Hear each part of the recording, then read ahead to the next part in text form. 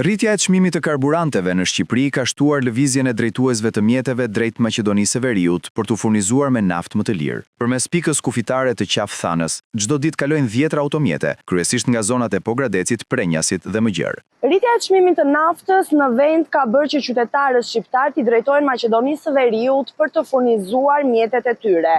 Diferenca e çmimit bën që këta të fundit të gjejnë rrugë alternative për të ulur kostot. Drejtueset e mjeteve thonë se diferenca në çmim mbetet e ndjeshme. Një drejtues nga Prenjasi shprehet se nafta në Maqedoni arrin rreth 160 lekë të reja dhe furnizohet një herë në muaj, pasi për të ja vlen të bëjë këtë lëvizje. Ndërsa një tjetër nga Pogradeci thekson se çmimi atje ka qenë edhe më i ulët, rreth 140 lekë, duke e bërë shpesh zgjedhjen për të furnizuar përtej kufirit. 1600 lekë. 1600? Si u duken çmimet krahasuar me Shqipërinë? Po më ullët janë të.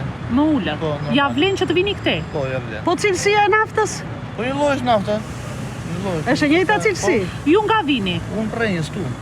Ja vlen që nga Prenjasi të shkosh në Maqedoni për të mbushur makinën? Për mua po, për juve së dy janë nga Tirana. Për mua po. 100 lekë. Po në krahasim me Shqipërinë? Po të Shqipëri, çmë shpejt janë çantë. Ju furnizoni shpesh Maqedonisë? Jo, këtë e mbarun.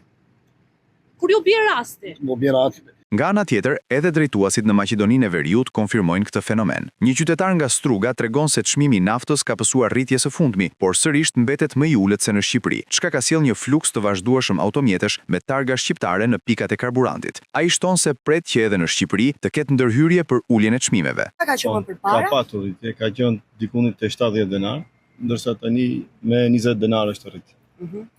Keni në Strugë, keni parë mjete me targa shqiptare që vi furnizojnë? Po. Shumë shpesh, po, shumë shpesh. Çdo ditë. Çdo ditë shikoni shqiptar. Çdo ditë. Shqiptarët në targat e Shqipërisë. Edhe te Juve besoj ta ulin.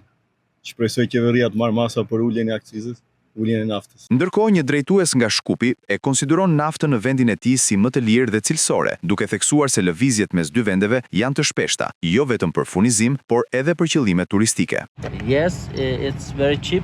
Po, nafta është shumë e lirë dhe shumë e mirë në Maqedoni.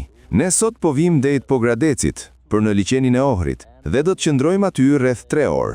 Ky fenomen vijon të mbetet i dukshëm në qafë-thanë, ku diferencat e çmimeve po ndikojnë drejt për drejt në zgjedhjet e qytetarëve për furnizimin me karburant.